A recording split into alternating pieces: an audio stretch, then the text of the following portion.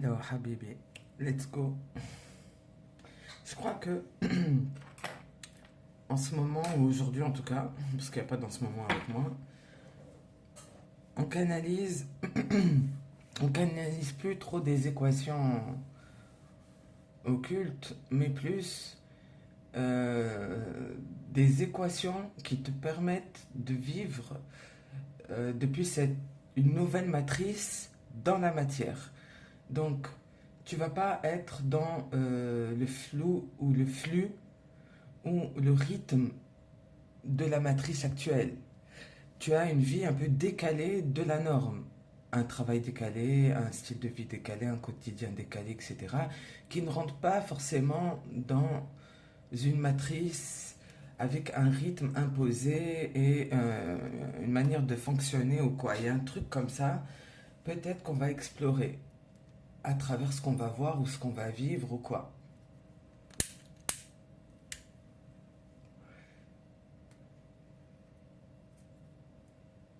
Par exemple, je te donne un exemple. Si tu es dans ce cas-là, je vais donner un exemple à moi.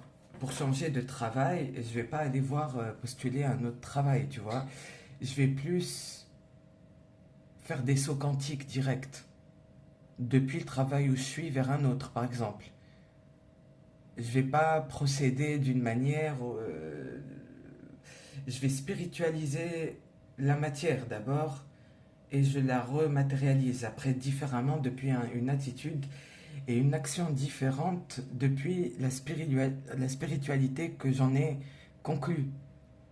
Je vais m'aligner d'abord à une certaine fréquence que je veux mettre en place, avec laquelle je vais vibrer, ou que je vais croiser, ou que je vais découvrir, ou qui va m'être inspiré, ou que je vais trouver au plus profond de moi, et je vais commencer à petit m'aventurer à l'incarner, et à ce moment-là, je change de fréquence, je m'aligne dessus au niveau même émotionnel et du coup vibratoire par la suite, avec cette chose que je cultive dans ma tête.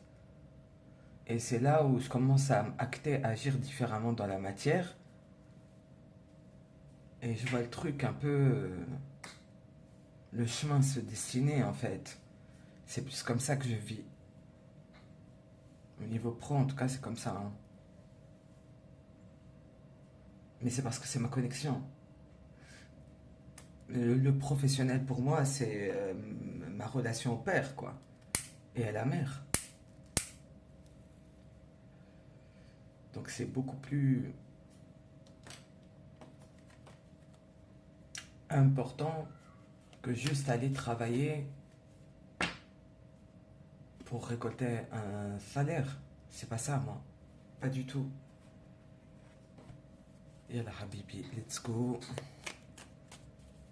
On regarde quoi depuis ce que je viens de dire? Pardon, une seconde. Je préfère comme ça, c'est mieux. 6 de pentacle. 9 de pentacle inversé. Ça fait association. Là, il y a quelqu'un qui donne de soi, qui donne 3 de ses pentacles.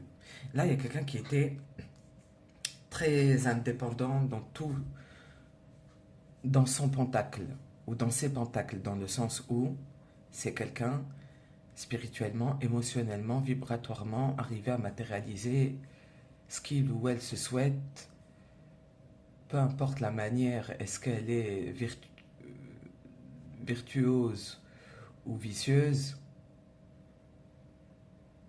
mais dans tous les cas, c'est quelqu'un qui avait sa propre matrice, on va dire limite, là, hein, franchement. Son propre monde dans le monde. Que pour lui, que pour elle. Et cette personne-là, elle coopère en donnant 3 deniers ici. En donnant des deniers ici, ça fait un 3 de deniers. Donc cette personne-là, elle donne 6 de ces deniers. Et ça crée une association invisible. Genre, chacun sait ce qu'il a à faire. Ou chacun, il y a un truc entre eux.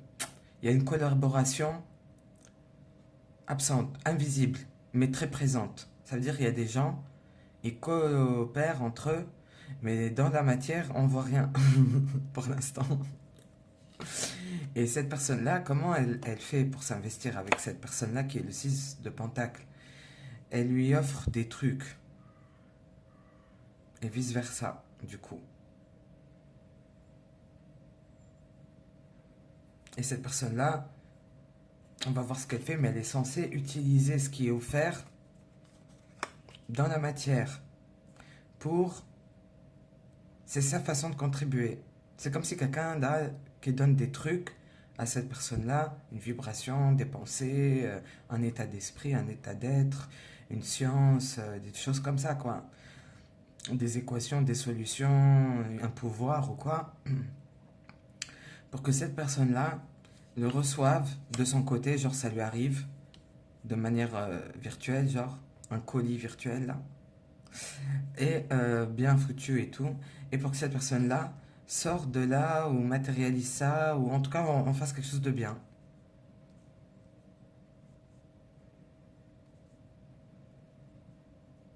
C'est un chef de projet, un directeur artistique là. Et donc on donne les moyens plus en prenant en considération euh, les, euh, les contraintes. Là c'est un directeur artistique de quelque chose. D'une vie, d'une famille, d'un projet, d'une entreprise, de ce que tu veux.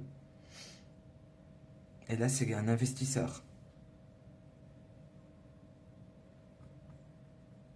mais qui aime l'art, quoi. Ou le design, le style de design de cette personne-là.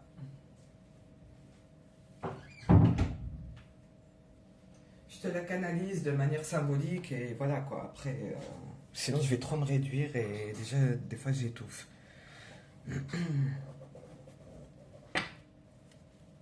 Après,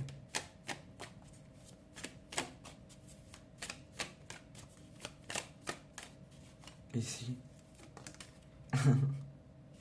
entre les toiles.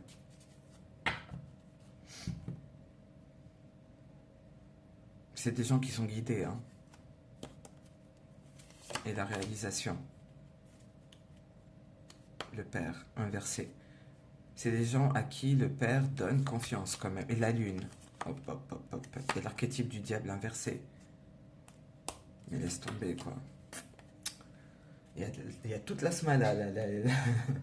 Là, on ramène tout le monde là. Yal.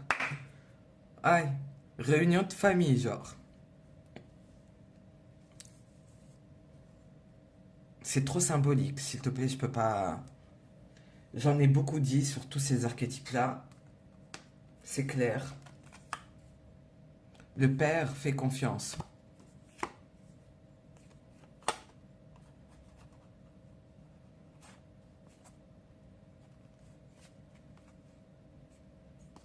L'égrégore du diable est à disposition, genre.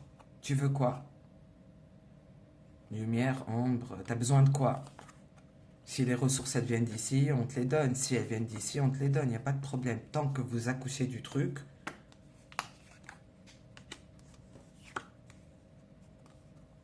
on est tous contents.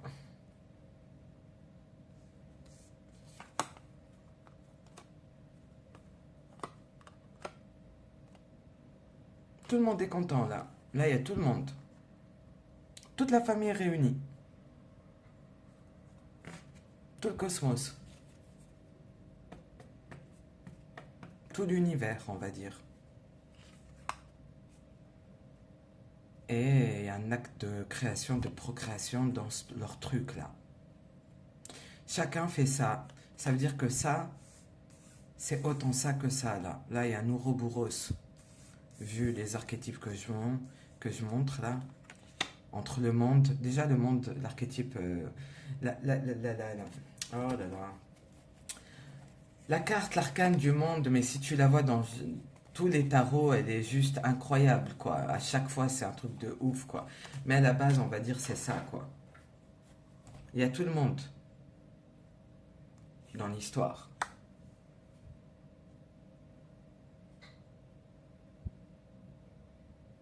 Et ça, c'est en train de faire ça. 6, 9, 69. C'est un peu ça. Mais sacré. Genre ultra procréateur. Quand je dis sacré, c'est pas genre...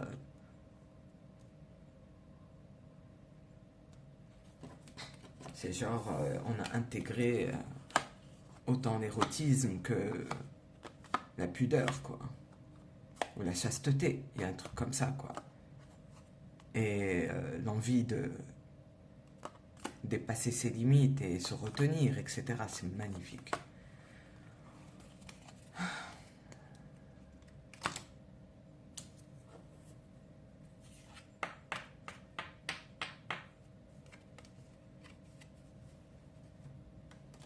Donc c'est la suite du truc de la matrice, vu que on la met au monde.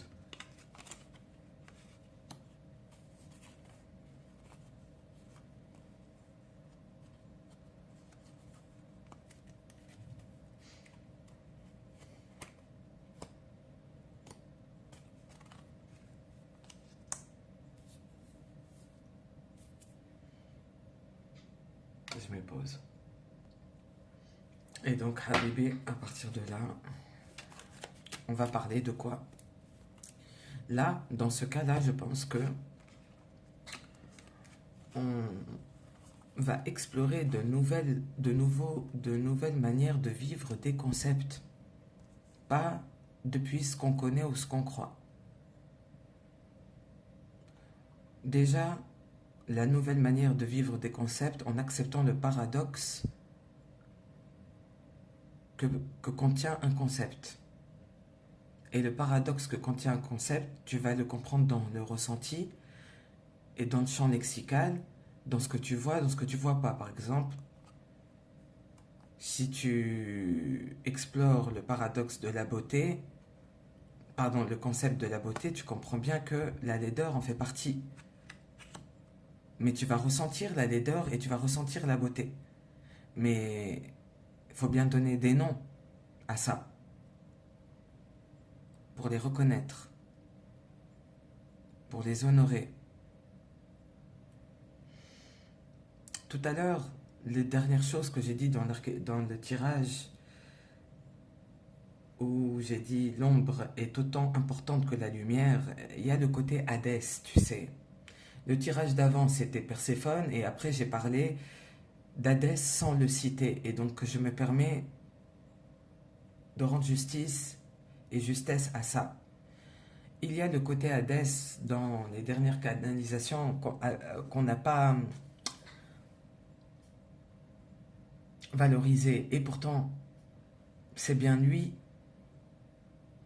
le réceptif dans l'histoire. C'est lui qui a la terre, qui accueille là où on va accoucher de cette nouvelle matrice, qui est beaucoup plus diabolique dans le sens maléfique dans les enfers, et donc à l'image de la concrète de notre réalité, qu'un monde angélique, idéologique, utopique, qui n'est pas concret en fait, qui l'est moins, qui est plus la résistance, mais pas la norme, si on veut rester dans une vérité des faits.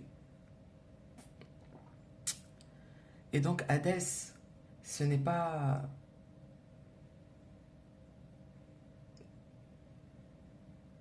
le diable, c'est le roi des enfers. C'est un dieu.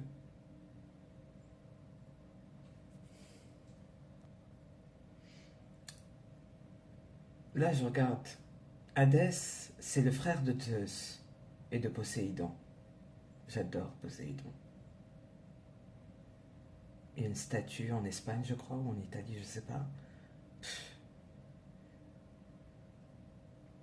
Zeus gouverne le ciel et Poséidon la mer, et Hadès règne sous la terre. Lorsque Zeus obtient la souveraineté, il est chargé de réorganiser le monde et décide d'attribuer les enfers à son frère Hadès, qui devient une divinité de la mort. Hadès est souvent représenté comme un dieu monstrueux et intraitable, régnant sur un monde obscur, isolé et craint des hommes. Mais c'est son travail. Ce n'est pas qui il est à la base.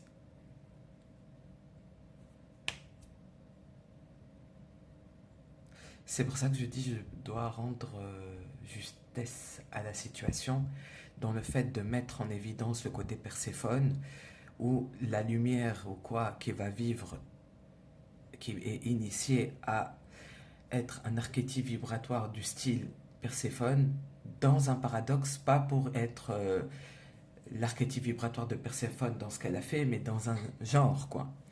Mais il y a un autre genre d'association qui est Hadès ici. Il y a un truc comme ça qui rejoint entre Hadès et Perséphone, le mythe, d'où vient Hadès, d'où vient Perséphone et qu'est-ce qui se passe entre eux, qui rejoint ce que je canalise dernièrement. Mais pour un but paradoxal, où on n'est pas à explorer les enfers et à fertiliser la terre, mais mais on va plus loin du coup. Saison 2, tu comprends? Et après, ok, il y a enfer, maintenant on en fait quoi de ça? on, on crée un nouveau monde où on fait quoi? Tu sais, l'accouchement d'un enfant, c'est une mort symbolique de la mère et une renaissance de la mère plus que celle de l'enfant.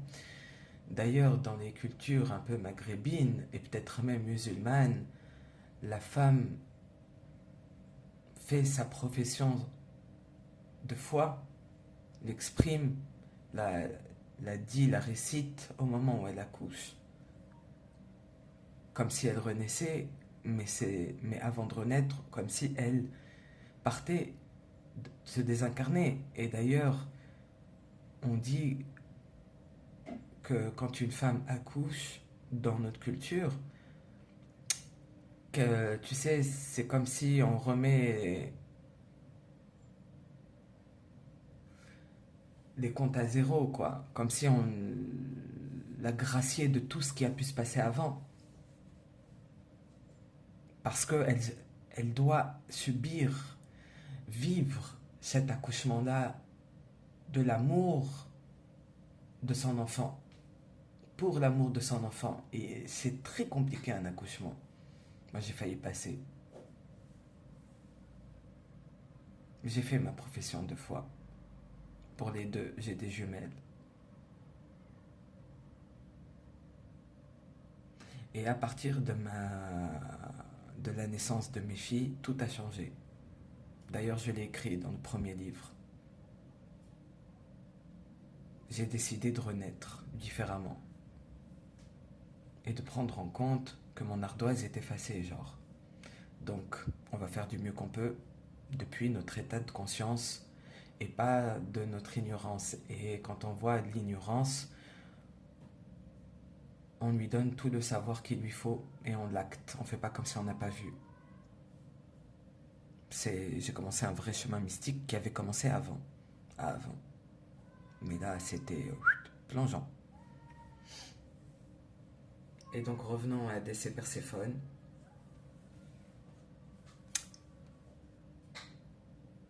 Voilà ce qui se passe.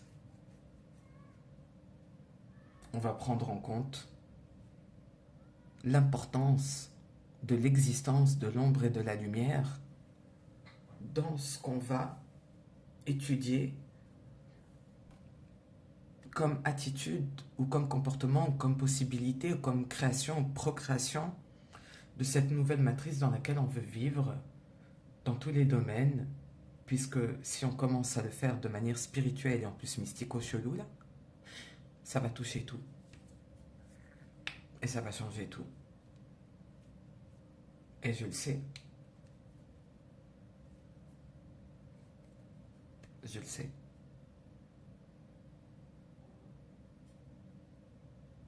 Il y a déjà une expérimentation comme ça. Je connais très très très très rares personnes, peut-être